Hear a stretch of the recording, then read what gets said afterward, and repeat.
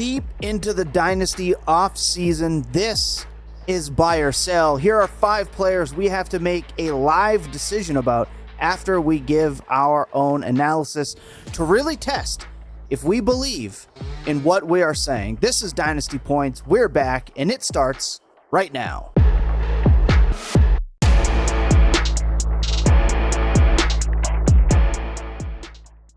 Hello, everybody. Thanks for joining us for another episode of Dynasty Points here on the Fantasy Points YouTube channel. Lots to get to. Really want to cut through this quickly. 2-part episode. What we have here are 5 players. We are going to give you 5 players. We're going to discuss whether we are buying or selling those players with analysis, and we are blind reacting to trades that have happened recently here in the Fantasy Points front office to see if we are actually buying or selling, if the market is just right. At the end of the episode, all 3 of us are going to pick a dynasty team from our own portfolios and decide whether or not we are going to make a trade for or offer a trade out of a player that we have discussed today. Let us know if you are buying or selling these players on your dynasty teams, what your roster exposure are, or if there's a players that should have been on this list this week that just are not. All that being said, I don't want to waste any time. Jacob, you have been away. Welcome back on home Happy soil. To be back. Big trade happened while you were away. I know you're anxious to talk about him, but A.J. Brown was traded. Let's talk about if you are buying or selling, because as you tweeted, this is kind of an unusual situation for you. This puts me in a tough position, quite frankly. We've talked about wide receivers who have been consistent fantasy wide receiver ones, who have a noticeable fall off in their metrics, even if they're still fairly good players. And I tend to be always screaming, just sell these players. Sell these players. There's far more risk of it going all the way to zero, much faster than you might think, than to them bouncing back. This dates back to what I think is one of the best articles on fantasy football from Adam Harstad, who wrote about how wide receiver aging is not this gradual curve. And the only reason why it looks like a gradual curve is because different players go from elite to nothing at different ages. And when you aggregate that out, it looks like a curve. But in actuality, most elite wide receivers tend to be very stable until they are very not. And so when we start to see the drop off, it is infrequent that we see major rebounds. So my kind of long view heuristic pushes me to be out on AJ Brown. And yet I'm pretty open to making an exception in AJ Brown's case. And I can admit that maybe part of that is just that he is one of my favorite players and has been for a very long time. But I think that there's a lot that's going in his favor from a stealing perspective. First off, AJ Brown is at a very different level as a peak than Allen Robinson was. This is a guy where until this year, he had never been below 2.5 yards per route run in his career until this most recent season. He was a guy who was largely a mid to low end wide receiver one based on being in low volume passing offenses, but posted metrics that suggested that during his prime, age 24 through 26, in the right circumstance, he could have been competing with Jamar Chase or peak Tyreek Hill or peak Devontae Adams to be the wide receiver one overall. And now finally, for the first time in his career, he's in one of the best environments any wide receiver will be in the NFL. He's in a team that is going to pass at least a reasonable rate on the New England Patriots, with one of the better quarterbacks in fantasy football, and without anyone else on the team who you would say is an absolute target hog that he can't come in and completely alpha if he's peak AJ Brown.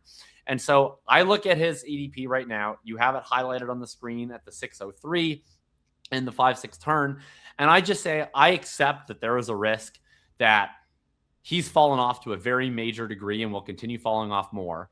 But I also think there's a chance that last year was injury related, that maybe he can come back from, that it was personality related, that even if it wasn't like on each given play, he's making the active choice not to try. I think if you're just in a really ticked off mood all the time, that type of malaise can just get into your head and you lose focus rep to rep. And for at least one season, if he's healthy and extremely motivated in this incredible situation, he has, I think, legitimate wide receiver one overall this season contention ability, which means that he would probably jump in value. You could probably trade him next offseason, or more importantly, you could just put 17, 18, 19 points per game on your dynasty roster. I see guys going alongside him that I think don't have anywhere near that type of production upside, and I'm just willing to take the shot and accept the consequences. It's important to note we've seen the aging veteran change teams, and we've usually gotten a discount. We are not the type of people to sit here and try to break down the inner workings of a locker room, who was out doing what, no matter how nefarious it's reported to be. That's not our job. Our job here is to identify a value. Ryan, you and I were going back and forth on this. You're not getting the Devontae Adams level discount when he joined the Raiders. So I was going back and forth on whether or not I was as in Adams was in that 7th round area, but you are getting a bit younger of a player and a more kind of exciting offense. And I feel like the reason we're not seeing that discount, and this may be reflected in the trades, we have not looked yet, it's the Drake May effect as well. We talked about this last year. Any wide receiver or any weapon going to the Patriots gets that bump. So I feel like that's why his ADP is kind of still hovering in and around that pre-mega fall-off category. So I'm with you on this one for now. I'm more inclined to buy. We'll see what happens when we look at the trades here. Right now, Ryan, while I'm pulling this up, anything to add? Yeah, I just say it's entirely debatable to me whether Brown actually did really decline last year. Dwayne McFarland at Fantasy Life had an awesome article out kind of reviewing like mid-season injuries. And what we saw from week 10 on, after A.J. Brown got the bye week and a few weeks of rest from the hamstring issue he was dealing with, from that point on, he was averaging 16.6 fantasy points per game. He was back up at 2.6 yards per out run. He was a top 12 wide receiver by yards per out run from week 10 through the wild card game. So I think you can easily say that he was just injured for a lot of the early season. He didn't really decline, and that, now it's a exciting, enticing upside bet on the Patriots. I'm probably going to be a little bit less willing to pay that price in Dynasty than Jacob is, but I have come around to he's basically should go as like a late round 2 redraft pick, and your tolerance for that risk in Dynasty is just going to vary. Okay, so I've gotten the trades here on the screen. I'm just going to read them out, and we're going to go buying or selling. We're going to do a couple of these. We've limited this to 4 assets. We're not looking for the 10 pieces on each side type deal here. Real simple, real concise. It is decision-making time on buy or sell for A.J. Brown. We have A.J. Brown or Garrett Wilson in a Superflex. I will take, Jacob's muted, but I will take Clearly Garrett Wilson. Okay. Some people would argue that Garrett Wilson's ceiling not really there. He's a hashtag jet. It's Geno Smith plus future. So a lot of people would weigh the 3-year outlook maybe in terms of upside, but I'm with you guys. I'm on the Garrett Wilson side. We have George Pickens or Chris Godwin and A.J. Brown in a Superflex tight end premium. I would rate that as close to an even trade, but I think I would maybe slightly lean to the George Pickens side, but that would be pretty close to even for me. It's not like that close to even for me. I would pretty solidly go Pickens. I don't think it's horrible. If you're trying to contend or what have you, squeeze an extra player out of it. But I don't think there's a much greater chance of A.J. Brown averaging more fantasy points per game than George Pickens. I'd put that at like close to a coin flip for 2026. I'd prefer this deal if it was like a young asset or a pick in the Chris Godwin slot, just because then I could see I think A.J. Brown's going to outscore George Pickens this year, which I do. And then I'm getting better immediately, and I'm adding something to backfill the value loss. The double old for one young is a tough one for me. That's a tough sell, but if I'm a true contender, George Pickens' numbers when CeeDee Lamb was healthy was not really outstanding. I think there's a very real chance that George Pickens is hovering in that fake top 12 range, but pure value, I agree with you guys with George Pickens. Pure points, I think I kind of want the A.J. Brown side here for the next couple of years. I think George Pickens re-signs in Dallas. I don't think that's necessarily a good thing. A.J. Brown versus the 106. I would go A.J. Brown. Yeah, I'll take AJ Brown here as well. Very quickly. And then we have AJ Brown or Canadian Chase Brown and a 28 second. We're getting into the 2028 picks now. This is an interesting trade because AJ Brown's a lot older, but I don't feel like Chase Brown is like an incredible talent. It would not surprise me if this is a guy that is not maintaining his status as a round 2 redraft level asset into his late 20s. So I view them as pretty similar from an outlook perspective, and I have them, I think, literally back to back in my seasonal rankings. So I get the extra 2. I'll go with the Chase Brown side. Yeah, that's what I was going to say. I kind of don't get why the second has to be in this deal. Like, they're just to switch positions that you're getting points out of. To me, that they're very similar guys. So yeah, give me the side with the 2. I didn't even know this when you asked the question. I just looked at my dynasty rankings. I have AJ Brown literally 1 spot ahead of Chase Brown in my dynasty rankings right now. So obviously I would take a second to move down 1 spot. I'm more inclined to take AJ Brown here. I'm not really too concerned about the 2028 second. I feel like I can net that back somewhere else down the line. If you're an RB heavy team, this obviously makes sense. And let's go with the last trade here really quick. AJ Brown, or a player that I am consistently at odds with because he has great stretches of like 4 to 6 games and then falls off. But it's AJ Brown versus Nico Collins. Well, I feel bad here because I'm looking at a bunch of other trades on this list where I like the AJ Brown side that we're not going to get to. But this one, I'm remaining on the non-AJ Brown side. I think these are pretty similar assets. Again, these are wide receivers I have ranked right next to each other in seasonal leagues. Nico is, I think, 2 years younger than AJ Brown. I haven't seen the level of drop-off yet that we have with AJ Brown. He feels more secure to me. So even if I like AJ's upside a little higher this year, I'm going with Nico in Dynasty. Yeah, give me Nico as well for similar reasons. I'm going to continue to bet against Nico Collins. I will take AJ Brown here because I think Jaden Higgins is awesome. And I think Jaden Higgins is going to be a legitimate problem for Nico Collins moving forward. I don't think AJ Brown has that competition at all. So we'll see. We'll see. All right, Ryan, you're up here on the player discussion. Who do you want to talk about first? Yeah, let's do kind of what I view as like the simpler one, just because there's not that much of an evaluation to actually do on the player, and that's Jonathan Brooks. So this is going to be much more of like a news vibes, like how you view players in Dynasty type of discussion than anything to do with Jonathan Brooks. I do not have hard opinions on how good of a player he is, especially post multiple ACL tears. Like I don't know that anything you can say about him from his college profile is going to be all that meaningful. So what we have on Jonathan Brooks right now is basically a bunch of hype. We have Cameron Wolf saying on the Insiders podcast that Brooks could end up handling lead back responsibilities over a Chuba Hubbard. If we go to the local beat, Mike Kay of the Charlotte Observer recently said that he expects Brooks to have effectively Rico Dowdle's role from the first few weeks of last season.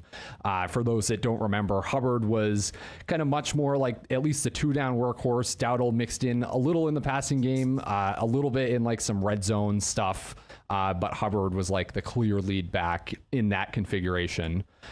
What I would say to this in terms of just projecting out the Panthers backfield is Dave Canales, more than maybe any other coach in the NFL, very much runs a backfield meritocracy. Whichever player is playing better, is more efficient, is providing more explosive runs to the offense, is going to get more touches. We have seen this from him in terms of Rico Dowdle usurping Chuba Hubbard at points last year, and then Hubbard kind of coming back and getting more work down the stretch as he got healthier. Canales is very reactive and sensitive to how his running backs are playing. So with that in mind, yeah, I'm open to the idea that Brooks could be more than just like a backup or a handcuff this year, that he could have a meaningful role in the offense. But really where my like issue comes from is I think people just kind of from the vibes and what I've seen in the community and the trades, I think people are getting out over their skis in terms of this.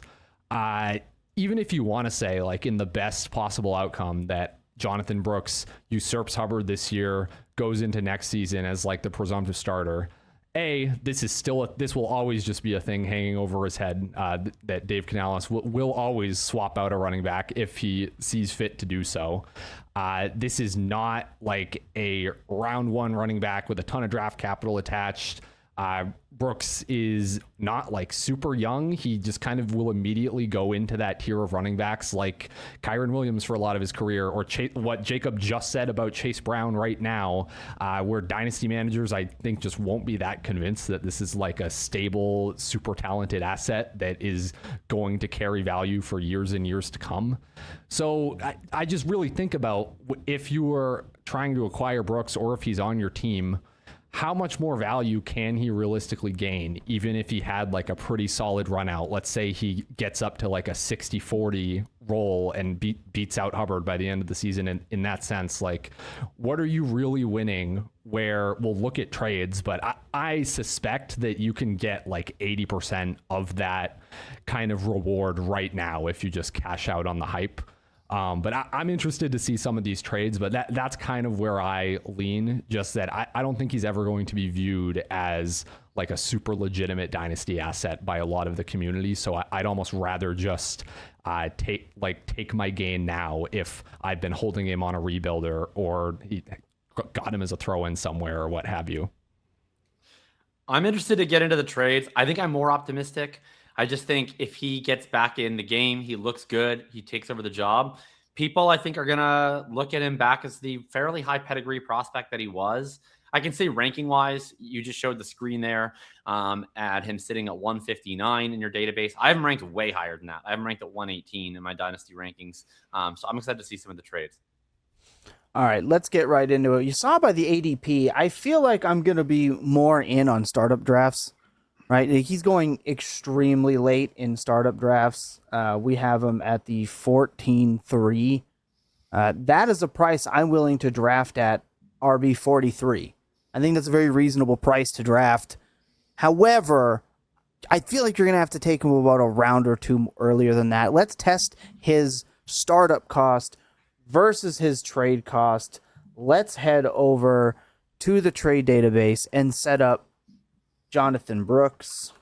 Here we are with Jonathan Brooks, the exact same setup, 4 assets or less in this deal. Remembering his ADP price at the 14.3. Let's see if we are buying or selling at some of these prices like Ryan laid out. It's going to be very interesting. First trade up, we have Jonathan Brooks or Brian Thomas Jr. in a straight up 1-for-1 move. I mean, I'm looking at these first two trades. You can tell that Jonathan Brooks has a wide range of value because both of these trades look flipping ridiculous to me, and in the opposite directions. I'm slamming Brian Thomas Jr. here. Yeah, give me Brian Thomas Jr. very, very easily. My rule is going to be like any legit dynasty asset, I am taking over Brooks.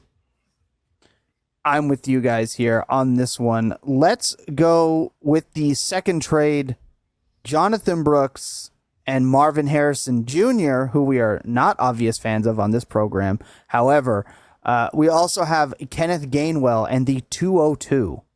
This trade is equally insane in the exact opposite direction. I have no idea what's happening here, but the Brooks side. I don't know how much it has to do with Brooks. Like, I would, even if you took Brooks out of this deal, I would do this deal for Marvin Harrison. Yeah, this is just like basically free Marvin Harrison Jr. Give me that. I don't know. I might turn around on him this year. I may actually. I'm in on Marvin Harrison like, for I'm thinking I'm like very for ahead redraft, of I might end up best ball, best and ball, I'm pretty ahead of the mark. I've traded for him twice in Dynasty this offseason already. I look at this as a free Jonathan Brooks, in my opinion, the way this trade is laid out. Like, I would take Marvin over Gainwell in the 202. Easy. Right? Like, this is a very interesting trade. And then we look at the third one. It's Jonathan Brooks just for the 202. This is the first trade that looks like it makes sense. Like, I can actually see how both teams came to this trade. I prefer Jonathan Brooks. Yeah, I think 202's about right. I think on the previous lost version of this podcast, of this show, I said basically anyone I have ranked below Jeremy Bernard, I would just take Brooks over without a second thought. That's basically right where Bernard goes. So I think that's literally who's on the clock is kind of what would determine that for me. Yeah, I'm quite easily going to take Jonathan Brooks here on this side. Very, very easily for me. I think the upside there is pretty palpable for that price. This one is another obvious one to me, but Cortland Sutton and a 2027 fourth or Jonathan Brooks. Brooks. Easy. I don't know if it's easy, but I'll take Brooks. Sure. It's going to be easy to me when we talk about the next player here on this list. Trying to trade Cortland Sutton is like a Herculean task. So it's like, fair enough. How much value are you really getting from him in your lineup? Like a little, but like I'm so willing to eat that opportunity cost for the upside ticket. Yeah. The last trade we're going to look at really comes down to how much weight does a 2027 first hold. It's James Cook in a 2027 third or Jonathan Brooks in a 2027 first. Remember, these are all trades from the last just the last couple of days, just this last week here, right, from June 15th to June 12th. This trade is impossible for me to judge without knowing what shape the team is in that the 27 first belongs to. I'm just going to go ahead and assume it projects mid. This is a one QB. Okay, that's interesting. I'll just assume it's a mid first for the sake of content, and I'll say that I probably would need to do a little bit better if I was trying to sell James Cook. I'm assuming this person is tearing down. I'll soft take that side, but like maybe this 2027 one projects to be like the 103, and if that's the case, I certainly prefer that side. Yeah, I think especially in one QB, I would take the Cook side of this just because of how that affects like the value of any 27 first, but especially like not the 101. So yeah, give me James Cook on this side. Let's move to the next player here that we are going to be discussing, a player that I have just been falling in love with more and more as I go through this dynasty process, which is a little bit odd for me because I've never really been in on Jaylen Waddle. We talked about when we were doing our rookie count up back on Full Tilt when we had the Fantasy Points legend Matt Donnelly on discussing Waddle, how high he was on. You can see from 2022, really peaked in 2023, and he's been on a sharp decline. I'm in, and it is purely with his fit with the Broncos and what they do. Graphic on screen here for our YouTube and Spotify users, and I'll vocalize what we're showing here. Denver runs more play action than pretty much any other team in the league. The Broncos run a 30.1% play action rate. The NFL average last season, 27.0. And Waddle in Miami last year with significantly worse quarterback play was so much better in play action. I mean, we're talking 1.74 yards per route run versus a 4.17 with play action, a negative 11.2 fantasy points versus expected versus a 20.8 over for the same statistic, a higher target share on play action routes than without, and a first down per route run that doubles. And Ryan, with all your work that you've done, you know first downs per route run is a big deal stat. The Denver Broncos sent away a first-round pick. Jaylen Waddle's already paid. He's a new weapon, a great fit at a better price. If I were running a fantasy football grocery store, that would be the punchline. Buy him up as much as you can. The ADP is not too bad right now for Waddle. You can draft him. I'm hopeful that when we look at the trades, you can trade for him. And not to give too much away, but I'm excited to get into the trading from an actual team because I think there's something kind of special going to happen here on this program a little bit later. He's being drafted as a wide receiver 3. He's at the 710 right now with ADP that I pulled from real leagues, just like the trades. These are all real leagues that have actually happened, real money on the line. These are not made up. This is the real deal. That's a great price to me. Beside Sam Darnold, beside Derrick Henry and Oronde Gadsden, I think he's the perfect pick. And I also believe that he is hopefully the perfect trade candidate. I will let you guys kind of add whatever you want to while I pull up our guy, Jaylen Waddle. Jacob? I'm just excited to see the trades. I've been drafting Waddle consistently ahead of ADP in best ball. To me, he's the last guy before a teardrop. I've been excited about him. He's a guy that I've been in on in most formats for each of the last couple of years. I thought he had a really under the radar, strong bounce back season last season, and gets to go to an offense that now projects to throw a lot more passes than the one he's leaving in Miami. I'm really optimistic about him this year. I also think Courtland Sutton has become fairly overrated.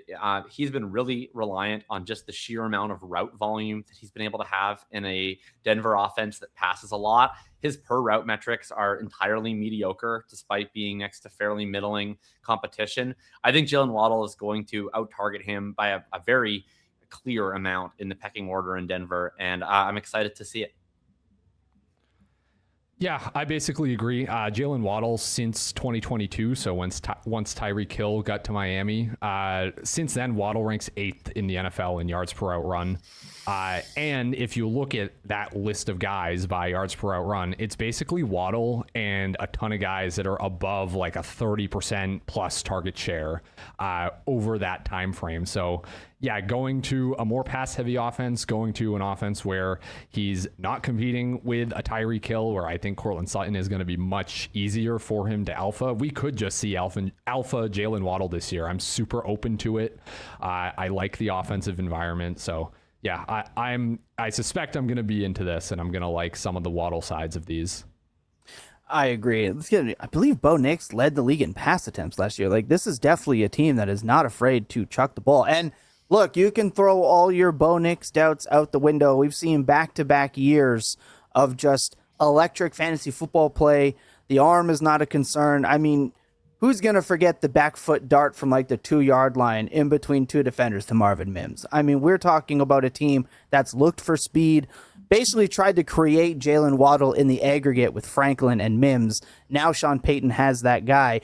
Let's look at the trades here. Jaylen Waddle, Trevion Henderson for Devon Achane. Ooh, that is an interesting deal. Man. I mean, I'd rate it as pretty darn close to even. Maybe I'm going to slightly lean to the Achane side just because he's the flashiest asset. I think you can do the most with him. I'd probably, if I had Achane and I was looking to sell him, I'd probably be looking to trade him for like a top 24 startup pick versus two guys at a lower value, but it's a tough one. Yeah, very close. I'll lean Achane, but yeah, I don't feel amazing about it. That one could definitely go either way.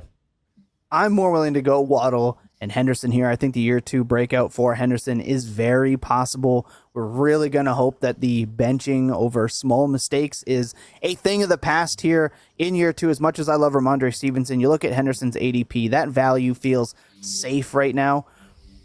And I think new offense, the contract was a little bit fake in the guaranteed money for Achane, and I think not having McDaniel there is a serious concern. So I'm willing to get out at Achane at this price. Similar trade structure, same piece on the other side, but we got Waddle and Ken Walker or Achane. This side I go with the pair. A very similar trade, but I just like Ken Walker more than Trevion Henderson, so I'm going with that side. Yeah, I only have Achane and Walker a few like running back spots apart in my rankings. There's probably a little more value than that would necessarily imply as a gap, but that's plenty for me. I'm also concerned about Achane this year, to be clear. This is like the first year of his career that I'm not like feverishly touting him. Same. Just really it's very easy to see how this could go poorly with Malik Willis and Bobby Slovic, I guess is what I'll say to keep it brief. Yeah. Yeah, I was obviously on the Waddle side in the previous trade. I'm definitely on the Waddle side on this one. Moving on, we have Waddle and Achane or Jahmyr Gibbs. Is there a rule out there that if you're doing a Jaylen Waddle trade that Devon Achane has to be involved somehow? This trade is probably very fair in market value, but this is where we're getting into my bearishness on Devon Achane's outlook this year. If you subbed out Achane for another player of similar value and paired it with Waddle, I'm probably more inclined to be on that side, but I go Gibbs here. Yeah, I go Gibbs here as well. Yeah, I'd love to pay that to get Gibbs right now, I'd say. Yeah, I'm very easily taking the Jahmyr Gibbs side here. So I don't think we need to speak much on that. Don't want to upset Lions fans, but we're on your side on this one. From June 12th, Jaylen Waddle or Jaden Reed and a 27-2. I mean, look, everybody knows I love Jaden Reed, but I would go with Jaylen Waddle here. Yeah, I would happily add a 2 to Jaden Reed to get Jaylen Waddle. That's a awesome trade. This next one, I'm going to say the exact same thing about too. You can read it out, Tom. Yeah, I think Michael Wilson. Yeah. I'm very much in agreement with you guys. It's Jaylen Waddle or Michael Wilson and a 27-3. Value all over the place. We're very easily taking Waddle here. So ADP looks good, and the trade market seems mostly pretty good, except for some high tier ones that split the group a little bit. Jacob, back to you. Another player you want to discuss quick. Yeah, I want to talk about Jaylen Waddle's not really former quarterback, but I guess he was for like 2 weeks. And maybe one of the reasons why we're not that in on Devon Achane. I want to talk about Malik Willis. So Malik Willis is the most Pandora's box, Schrodinger's cat, whatever you want to call it, in fantasy football this year. He's a guy that we have barely seen play quarterback in the National Football League, has under a half season's worth of starts. I believe has a career high of 23 pass attempts. He averages under 20 per game, even in games that he's played the vast majority of snaps in. But we also know that he has a lot of upside traits. He was remarkably efficient, albeit on very low volume in his starts with the Green Bay Packers.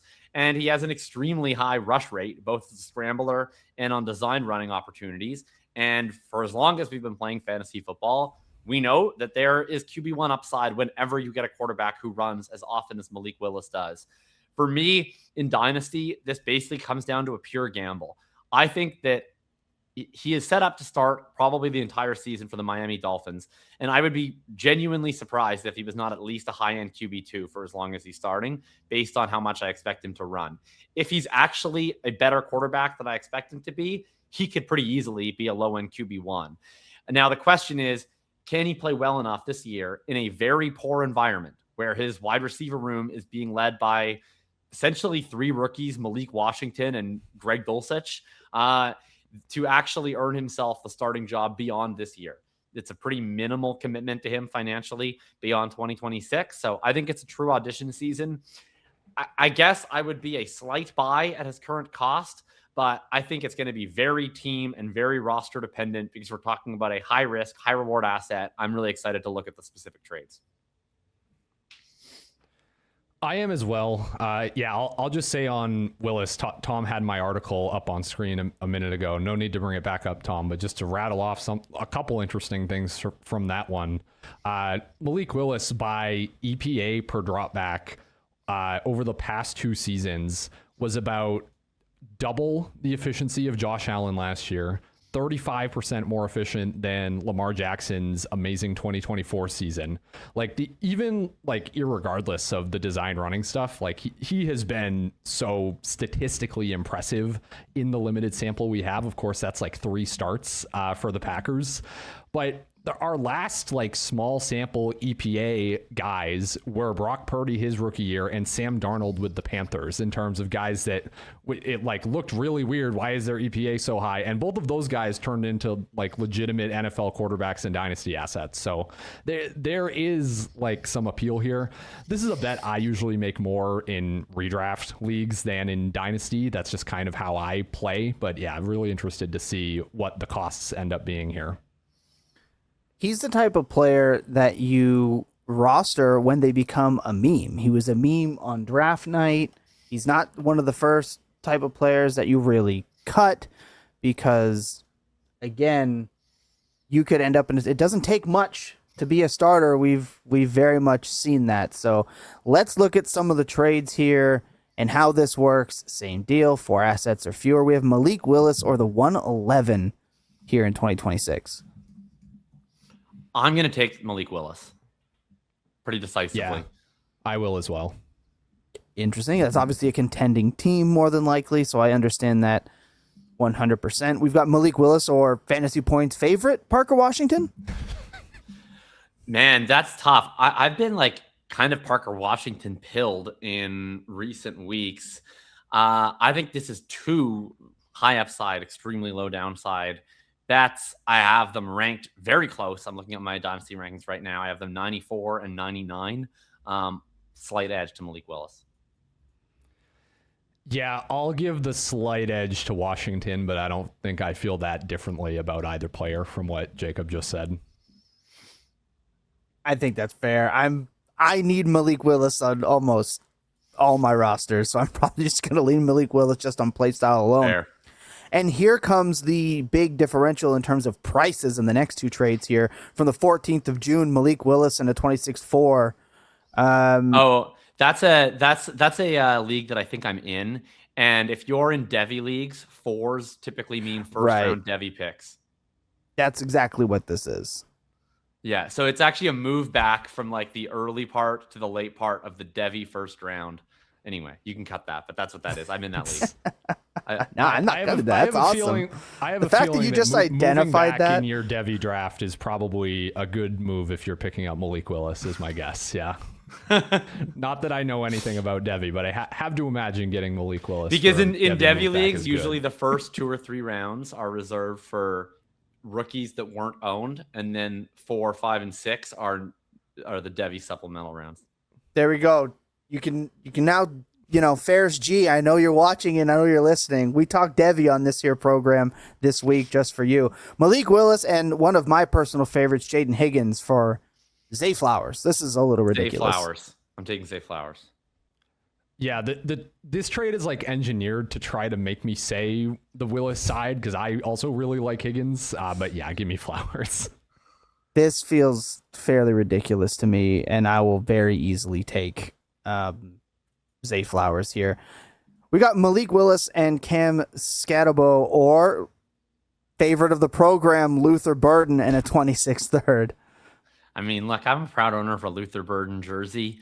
I do have this graded pretty darn close to a toss-up in my rankings. I'll just say Burden, like for the meme, just so I can be consistent of being the most pro Burden person on the planet. But I have this really tight.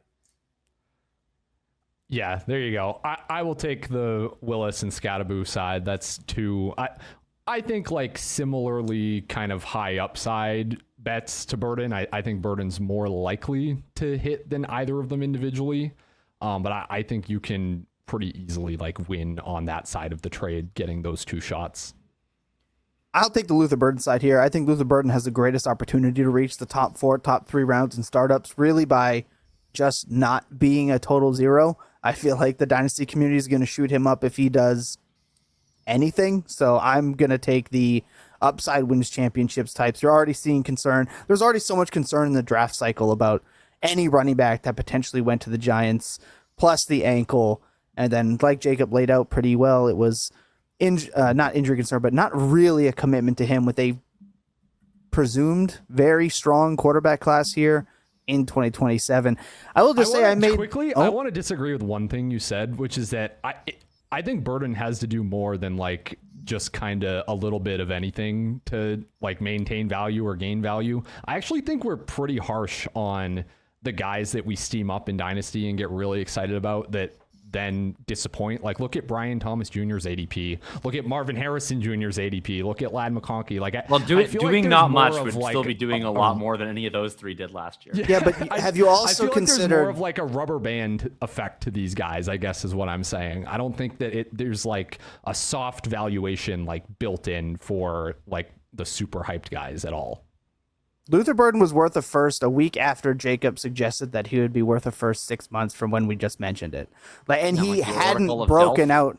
He hadn't really broken out yet at that point either. So you're not factoring the he's electric / he's a baller / Ben Johnson / everything else Bears. So I think maybe there's missing a little bit of that. I did do a real life trade for Malik Willis. I traded Mayer, Lloyd, and I believe the 204 for Malik Willis and a 4th. So I've actively gone out and worked on some of those. Ryan, last player we're going to talk about quick before we decide to make some live action trades here. Yeah, this one's super quick and easy. We're talking Matthew Golden. This is just one of the bigger sells to me right now. According to my prospect model, Golden is one of the worst, like late round 1, early round 2 prospects we've seen in the last couple of years. In terms of guys below the 45th percentile between like pick 17 to 48, it's him, it's Jonathan Mingo, Dejon Stribling, shout out Dejon Stribling, Jalen Polk, Keon Coleman, Ricky Pearsall, Dante Pettis. That's our list of like analytics comparables we're working with. He didn't really do anything in his rookie year to make me come off of that opinion. This to me, like anyone getting excited about like a full-time role for Golden just because the Packers receiving core has been winnowed down. I would say just save your enthusiasm for Christian Watson, for Tucker Kraft, maybe for Jaden Reed. Like I just, any bounce in a Matthew Golden valuation, I'm just trying to get him off my teams. I did draft him in a couple leagues last year because he was like falling like further than a round 1 pick should be in some of these like super numbers, like Twitter pilled leagues, but I instantly regretted it because you can't actually sell him in those leagues now, as it turns out. I don't know what happened over the last couple of months. It dipped, and all of a sudden he's back at 116.3 after the other 2 wide receivers got paid, and Tucker Kraft looks like he's ready to go week 1. I don't know what happened, but that ADP is on the uptick, and I don't fully understand it. I'm very excited to get into the trades. Let's do that here. We have the test, the trade test. Here we are with Matthew Golden. We have Braylon Allen or Matthew Golden. Well, that's bizarre. Matthew Golden. I mean, he's a real player, and Braylon Allen isn't. It'd be 250 pounds now. He's Derrick Henry. Oh, my God. We have Matthew Golden or the 209 and 309. That is not inspiring. You guys set this up like we were all going to dump on Matthew Golden, but I'm taking him easily in these first 2. Keep in mind, that's a 1 quarterback. Even worse. Oh, yeah, Matthew Golden. Yeah, wow. Damn. I thought I could have like a contrary opinion there, but damn, not in 1 QB. What are we doing? That's why we do the blind trade tests. We have Matthew Golden and the 206 or the 307 and the 111. Matthew Golden side again. The 111 sucks. It's the worst pick to have in rookie drafts this year. I would just take the 111. I'd take Denzel Boston. Like, marginally better prospect, I think, than Golden. Like we don't have the information of him kind of flopping in year 1 yet. Like that's fine to me. I don't feel like that's strongly. I'd way rather have another crappy wide receiver prospect who got drafted later and is on the Browns instead of the guy that's going to run 90% of routes with Jordan Love for sure. We have Matthew Golden, the 26-4 for the 303 and the 305 in a super Can flex. you show me one? Can you show me one piece of evidence that someone here values Matthew Golden? Because this just makes me want to trade for Matthew Golden.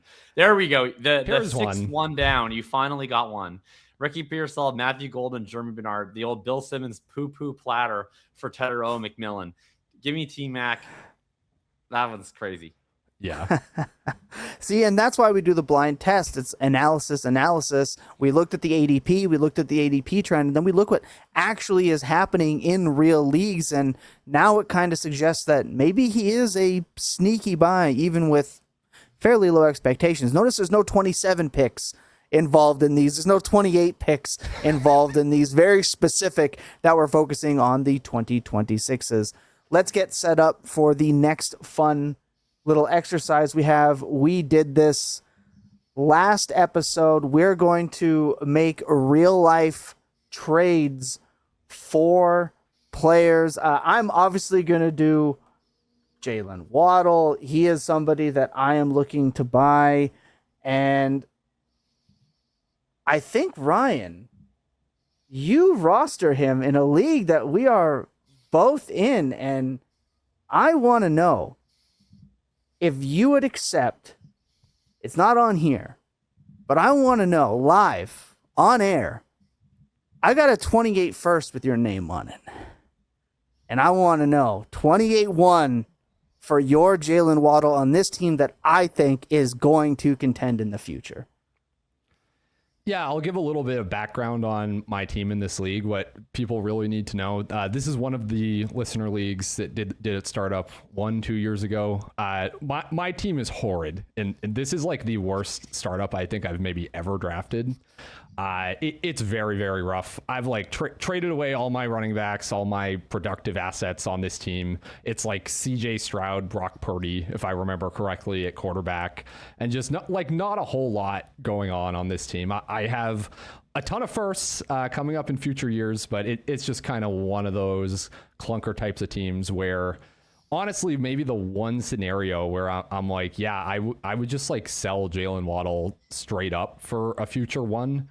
I don't typically want to do that with wide receivers that I think could like outperform market redraft ADP, like go up in value in a given year. But to me, like this team's timeline is like 2028 at best. So I think I will just take the 28 one. Of course, you have it up here on screen that I should also be getting a 27 fourth. So I will gladly hold you to that one to keep it up with the trade builder that we have here. Got to honor that.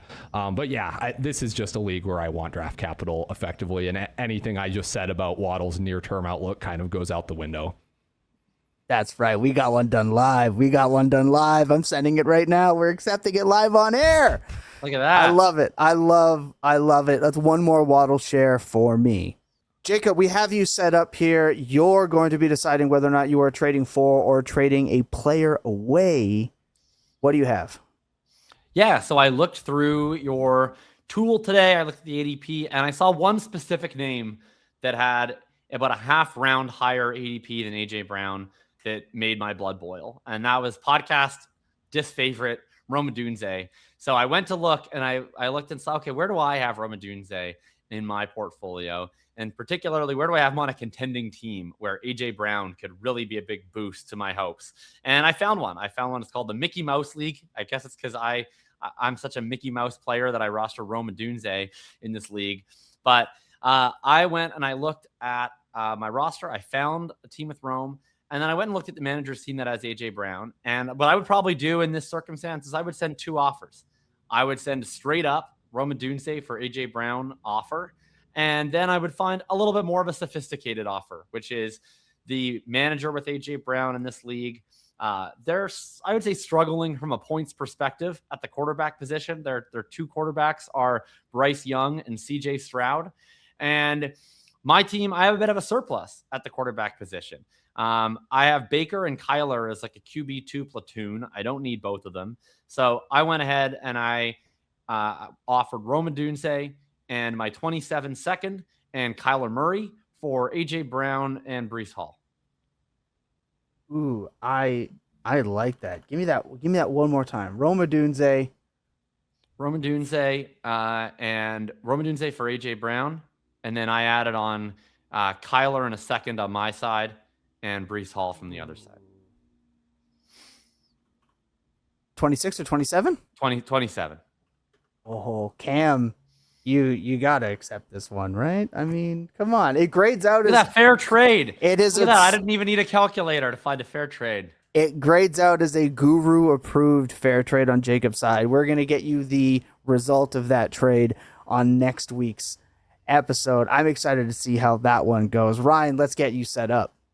Yeah, so I want to try to do the most disgusting Matthew Golden offload trade ever. I don't know that I'll be successful based on the trades we just reviewed. But yeah, this fourth and fuck it team is pretty strong. I just kind of want to upgrade like another starting lineup piece, basically, for my contending window.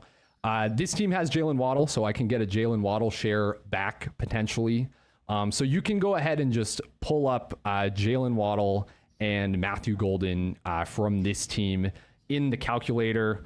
I'm basically just going to offer whatever draft capital it says to even that out. I'm guessing it will be more than a second or like a 2 and a 3 or something like that. I'm just kind of curious what it's going to spit out here, but that's basically the trade I have in mind. So we have Matthew Golden and... Put a 27-2 in there at least. Yeah. Put a what 2 else in. tells I you want to that. see where we're at. Ooh, it's We're already close. fair. Add a 3 It's on top close. would be nice. There Yeah. you go. The classic stack it up. Okay. So we are sending away Matthew Golden, a 27-2 and a 27-3 for Jaylen Waddle, which means I so overpaid. If this gets accepted, I might actually be pissed. But we're going to give you guys the results of this trade here next week. We're going to continue to do live trades here, kind of backing up what we are talking about, because there's no better way to give you guys real hard-hitting analysis than, well, putting our money where our mouths are. That's going to do it for this episode. Again, leave a comment. Let us know who should have made the list. Do you guys think these guys are buys or sells? What do you think the market has right or has wrong? Really helps us go a long way. And I have to announce that it's been asked about. We've talked about it. The live streams will be back. You'll get 2 Dynasty Points episodes, one only on YouTube. The other will be this recorded episode that goes out on podcast. But the lives are back in July. I'm excited. 5 for 5 and everything else you loved about the live streams are back here on the Dynasty YouTube channel at Fantasy Points. For Ryan Heath, for Jacob Sanderson, I'm Thomas Tipple. Remember that clear eyes and full hearts can never lose, and your best days are always spent tilting. We'll see you guys next time.